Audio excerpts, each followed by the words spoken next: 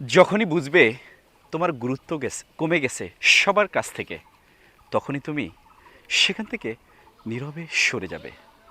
সেটা হোক তোমার কর্মক্ষেত্র, সেটা হতে পারে তোমার প্রিয় বন্ধুদের ক্ষেত্রে, সেটা হতে পারে তোমার পরিবারের ক্ষেত্রে, সেটা হতে পারে তোমার আত্মীয় স্বজনের ক্ষেত্রে। দেখবে সবার সুসময় যখন তুমি পাশে থাকবে, তাদেরকে হেল্প করবে, তাদের কাজে সহযোগিতা করবে, তাদেরকে সময় দিয়ে, মেন্টালিটি সাপোর্ট দিয়ে, অথবা আর্থিক দিয়ে, সব কিছুতে দেখবে সাপোর্ট করবে, তুমি তখন সবার গুরুত্বের লিস্টে প্রথমে থাকবে। তেমনি হঠাৎ করেই দেখবে কিছু কিছু সময় তোমার কাজ যখন শেষ হবে, তোমাকে যখন ব্যবহার করা শেষ হয়ে যাবে, তোমার গুরুত্ব কমে যাবে। সেখান থেকে কারোর সাথে কোনো প্রকার কোনো কথা না না বলে আস্তে করে নীরবে সরে যাও।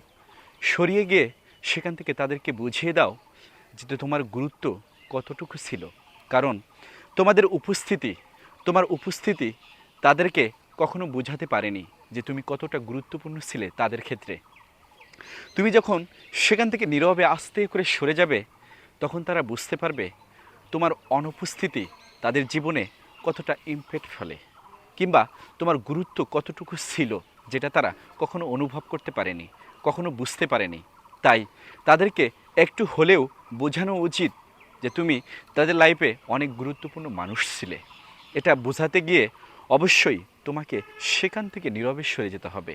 তাই তোমার গুরুত্ব যেখানে নাই, সেখান থেকে আস্তে করে সরে এসো।